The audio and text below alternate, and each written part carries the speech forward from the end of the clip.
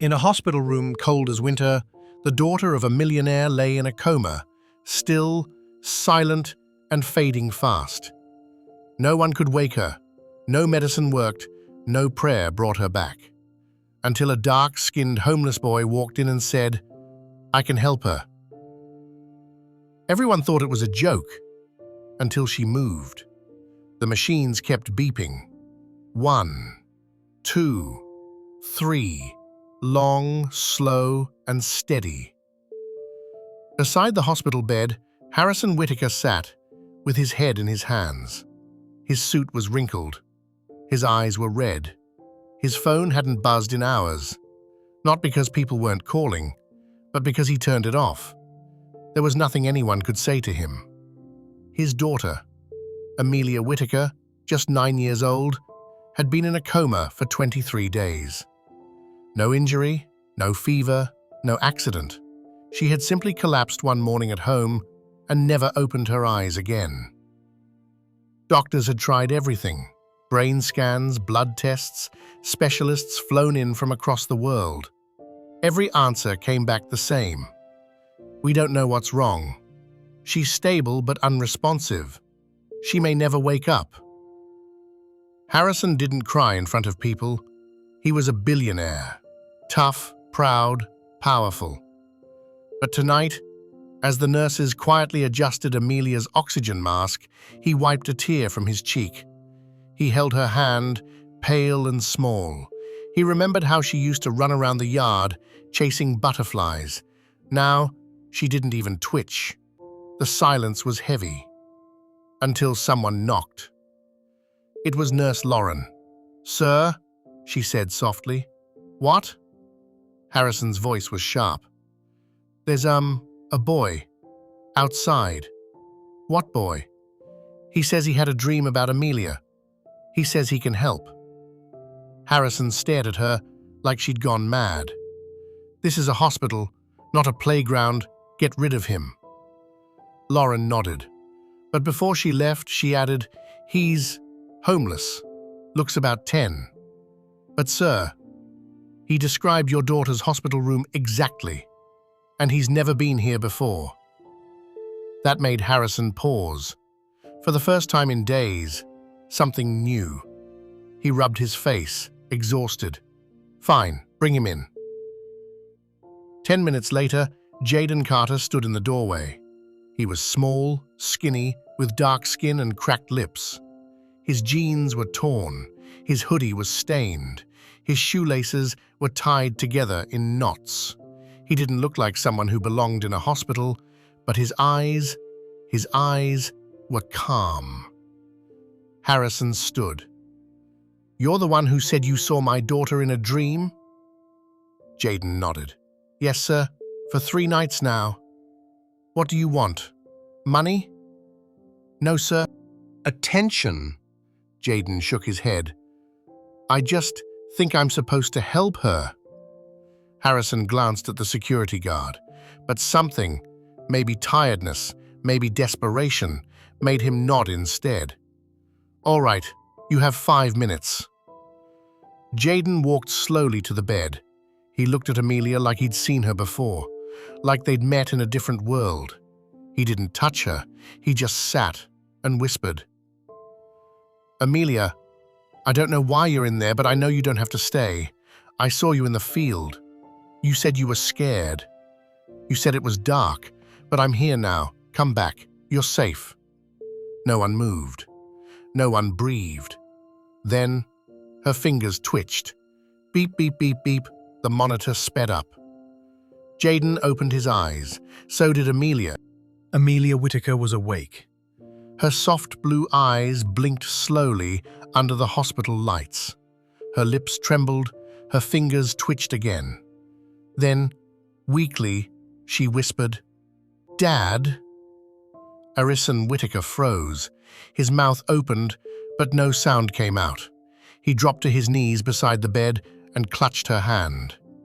"Yes, sweetheart. Daddy's here. I'm right here." Tears ran down his face like rivers.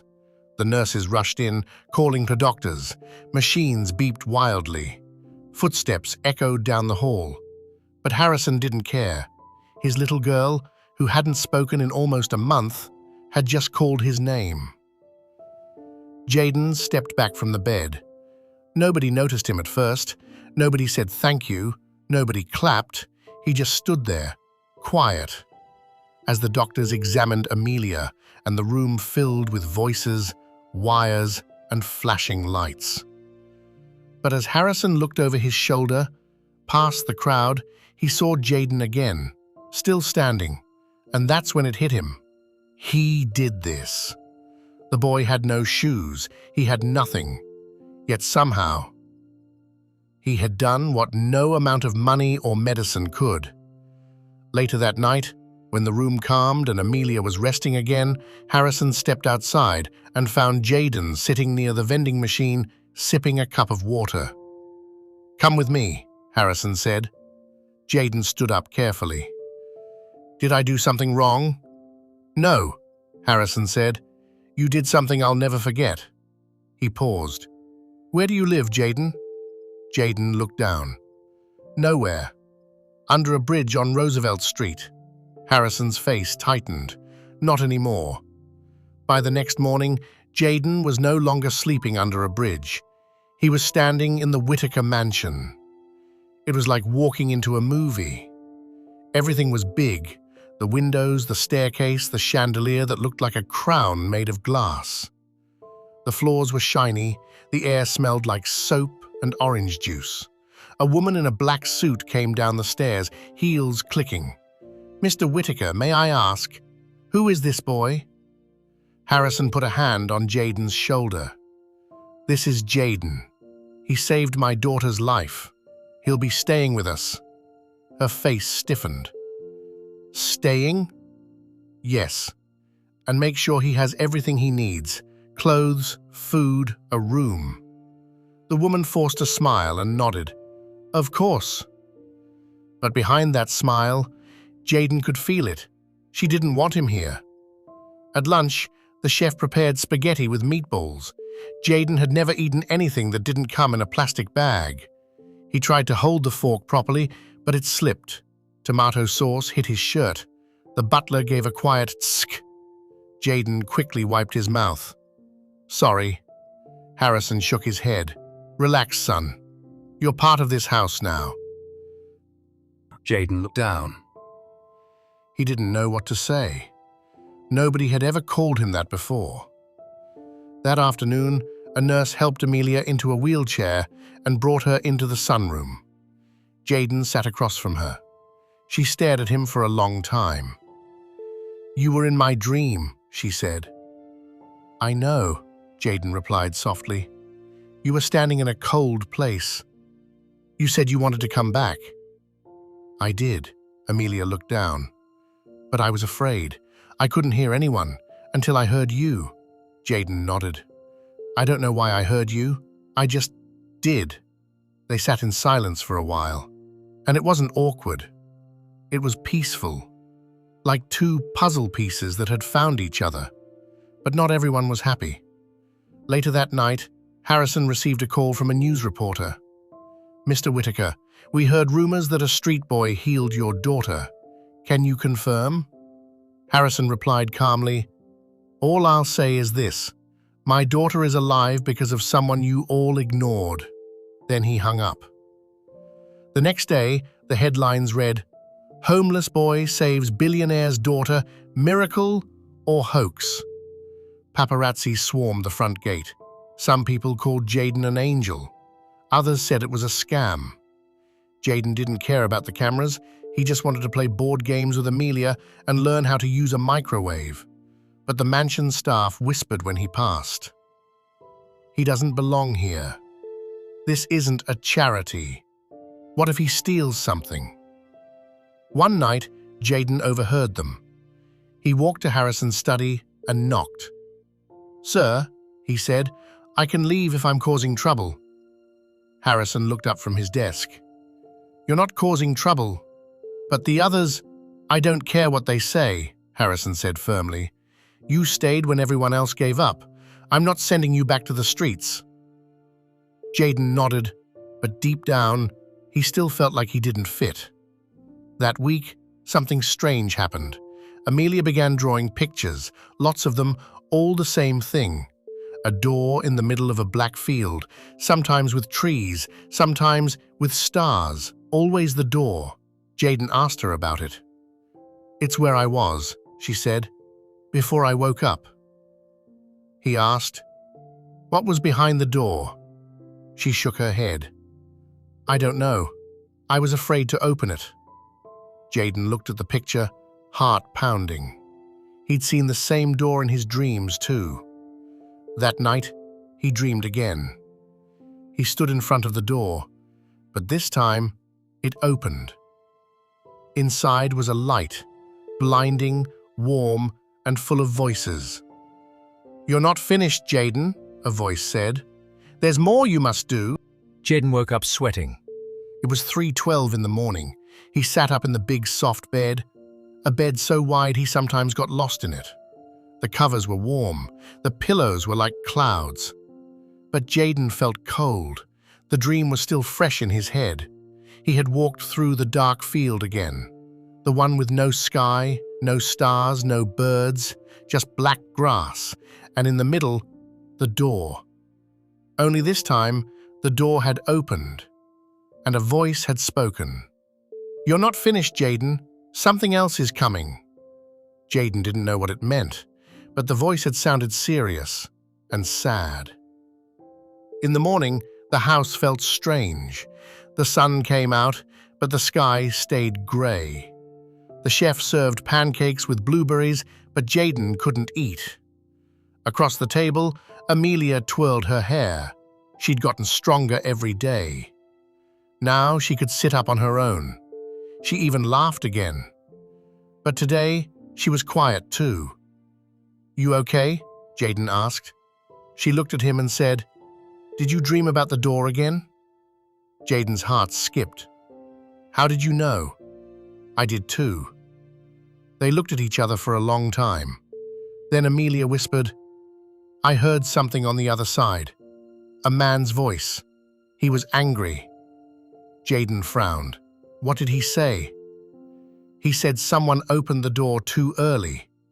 Jaden pushed his plate away. Something was wrong. That afternoon, Jaden wandered the halls. The mansion had over 20 rooms. Some were locked, some were filled with books, some had nothing but paintings and big chairs. But there was one room Jaden had never entered. It was at the very top of the house, the attic. The butler had told him once, "That room is off limits," which, to Jaden, only made it more interesting. He waited until everyone was busy. Then, quietly, he climbed the spiral stairs to the attic door. It was dusty, with a rusty handle. He turned it slowly. Creak. The door opened. The room was dark, but moonlight came through the small round window. Jaden stepped inside. Old boxes, covered furniture, a rocking chair. Then, something shiny on the floor. It was a picture frame. Jaden picked it up. Inside was a photo of Amelia. But something was strange. Amelia was standing next to a man Jaden had never seen before. He had a pale face, sharp cheekbones, and a scar on his jaw. He wore a dark suit and no smile. On the back of the photo, in neat black letters, it said, "Dr. Callahan, 6 weeks before the coma." Jaden's fingers tightened on the frame. He had never heard that name before. Downstairs, Harrison was in his office reading emails. His laptop dinged. New message. Subject line: About Callahan. He clicked. The message had no name, just one sentence. "You shouldn't have ignored the warning." Harrison stared at the screen, confused. Then he turned to grab his coffee and jumped. Jaden was at the door. "Sorry," Jaden said quickly. "I didn't mean to scare you." "It's all right. What is it?" "I found this in the attic." Jaden held out the photo. Harrison took it. For a second, his face went completely blank. Then he frowned. "Where did you get this?" "In the attic. Who is he?" Harrison sighed. He looked older all of a sudden. His name is Dr. Elliot Callahan. He was Amelia's therapist. She saw him twice a week. She liked him. Jaden tilted his head. What happened? He disappeared, Harrison said, the day Amelia collapsed. No one's seen him since. Jaden's chest felt tight. Something deep inside whispered again, he's not gone. Later that night, Jaden stood in the hallway outside Amelia's room. He didn't go in. He just listened. She was talking in her sleep. Don't open it. Please don't open it. Jaden leaned against the wall. He whispered to the empty hallway, I think it's already open. The next morning, everything felt wrong. The TV wouldn't turn on. The lights flickered. The maid found the glass bowl in the kitchen shattered, even though no one had touched it. And when the butler walked past the large hallway mirror, he saw something behind him. A shadow. Not his. That night, Amelia screamed in her sleep. Jaden ran to her room. She sat up shaking, face pale, eyes wide. I saw him, she cried. He was in my dream, Dr. Callahan. He was standing in front of the door. Jaden took her hand. What did he say? He said I was supposed to stay. He said I wasn't done yet. Jaden looked around the room. The windows were shut, the door was closed, but he could feel it. Something else was here. Watching, waiting. The next morning, Jaden woke up early. The mansion was quiet. Too quiet. He tiptoed down the stairs, his socks sliding on the smooth floor, and headed straight for the library. Harrison had shown him the room once, but Jaden had never gone inside alone. The door creaked as he pushed it open.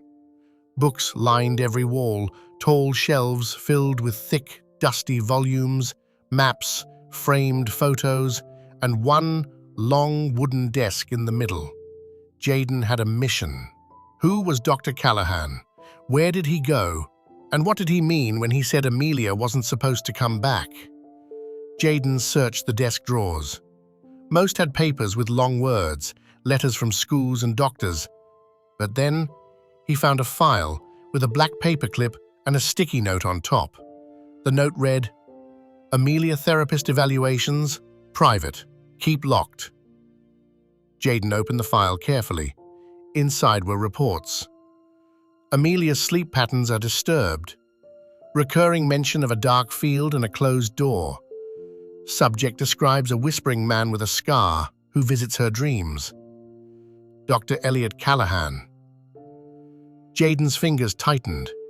The dreams had started before the coma.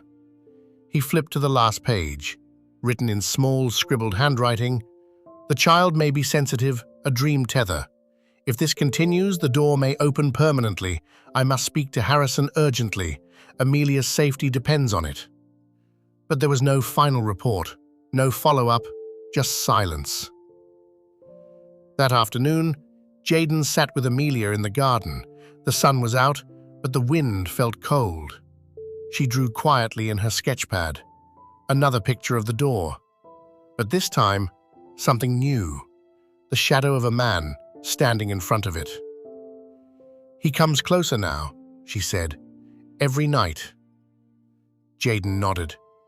I think we need to find him before he finds you. Amelia shivered. How? Jaden looked at her. We go back, together, in the dream. That night, Jaden waited until everyone was asleep. Then he tiptoed to Amelia's room. She was sitting up in bed, waiting. You're sure? She asked. Jaden nodded. If we go in together, we might learn something, maybe find out how to stop this. They both lay down on the bed, holding hands. Jaden closed his eyes and focused, and then, darkness. Jaden opened his eyes. He was standing in the field again. Black grass swayed. The sky was purple, cracked like broken glass. Beside him, Amelia. She was barefoot, wearing a white dress, her face calm but pale. There, she whispered, pointing. The door. It stood tall, wooden, glowing faintly red around the edges. But this time, it was open, and inside was the man. Dr. Callahan. He looked the same as the photo, pale, sharp jaw, a long scar down his cheek, but his eyes were different, cold, empty. "You shouldn't have come," he said, voice echoing strangely. Jaden stepped forward. "Why did you put her in a coma?" Callahan raised his hand, and the field shivered. "She's one of us," he said. "She hears the world behind the world." But she wasn't ready. I told him not to let her open the door. Jaden's voice cracked. "You disappeared. Why?" Callahan looked at him with something like regret. "Because I opened it first." The wind howled. Amelia gripped Jaden's hand tighter. Callahan stepped closer. "You woke her, Jaden. That shouldn't have happened. Now the door is stuck open, and others are coming through." Jaden stared at him. "Who are you?" Callahan's face twisted. "I'm the one who stayed behind." He turned and walked back into the light. Slam. The door slammed shut on its own. The wind blew Jaden and Amelia backward. Everything went black. Jaden sat up in bed, gasping. It was still night, but something felt wrong, a noise. He ran to Amelia's room. She was sitting up, eyes wide. "He's here," she whispered. "In the house." Jaden froze. And then... crash! Downstairs, something broke, a scream, then silence. Jaden didn't wait. He grabbed Amelia's wheelchair, rolled her into the hallway, and shut her door. Then he crept down the stairs, his heart pounding. In the living room, the big mirror was broken. The butler lay on the floor, unconscious. Jaden looked around. A shadow moved behind the curtains. Jaden stood frozen in the living room. The mirror was shattered. Glass pieces sparkled on the floor like ice. The butler lay still, a bump rising on his forehead. Behind the long curtains near the window, movement. Jaden stepped forward. "Who's there?" he called. Silence. Then, a whisper. "You shouldn't have opened the door." Jaden's breath caught. That voice. He yanked the curtain aside. Nothing, only the wind, but just for a moment. In the glass shards on the floor, he saw a reflection, a shadow with a scarred face. Callahan. Upstairs, Amelia trembled in her bed. The air in the room had changed. The lights flickered. Her drawings were flying off the table, spinning in circles. And the door at the back of her mind, the one from the dream, it was wide open now. She could feel it, the field, the wind, the presence. She whispered, "Jaden, please, hurry." Jaden ran back up the stairs. He burst into Amelia's room. "I saw him, not just in the dream, here, in the house." Amelia nodded slowly. I think the door is broken now." Jaden sat beside her. "We have to go back, one last time." She looked at him. "Are you sure?" Jaden nodded. "If we don't close it, he won't stop. Others will come, and not just in dreams." Amelia took his hand. This time they didn't even need to lie down. They closed their eyes. And the world around them faded. The field was burning. The black grass turned to ash under their feet. The sky was cracked and bleeding light. The door stood tall, but now it was broken in half, hanging open. And Callahan stood between the flames. "You shouldn't be here," he growled. Jaden stepped forward. "Why did you do this to her?" "I didn't mean to," Callahan snapped. "I only wanted to understand, but she was too strong. She saw too much." Amelia's voice was calm. "You were afraid." Callahan looked at her. "Yes."